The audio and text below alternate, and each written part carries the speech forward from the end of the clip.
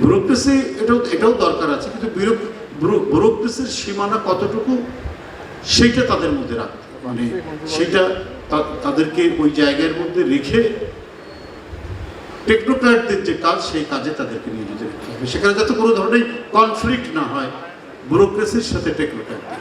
এখানে তুহিন খুব সুন্দর কথা বলে গেছে যে মেরিটোক্রেসি, বাংলাদেশে মেরিটোক্রেসির দাম নাই না, সে তা তো বটেই। যেভাবে মবক্রেসি দিনকে দিন বৃদ্ধি পাচ্ছে, মেরিটোক্রেসি থাকবে কি করে? এটা খুব দুর্ভাগ্যজনক। সে হয়তো ফান করে বলেছে, কিন্তু কথা তো অনেকটা সত্যি। মেরিটোক্রেসি যখনই আপনার মানে নিয়ম বহির্ভূত কোনো শক্তির আবির্ভাব হবে সমাজে, তখন আপনার যে মেধাতন্ত্র যেটা, বা আমরা যেটা মেধার যে পরিসর বলি, সেটা কমতে থাকবে। আপনার আইনি শাসন না থাকলে পরে আপনি কখনোই মেধাকে একটি মানে মেধার যে উচ্চ স্তর এবং মেধাকে যে কাজে লাগানো, সেটা কখনোই সম্ভব হয় না। আমরা মেরিটোক্রেসির জায়গায় এই এখন ইদানিং আমরা মবক্রেসি শুনছি। অবশ্য আস্তে আস্তে জিনিসটা কমে যাচ্ছে, কিন্তু এটা করা যাবে না।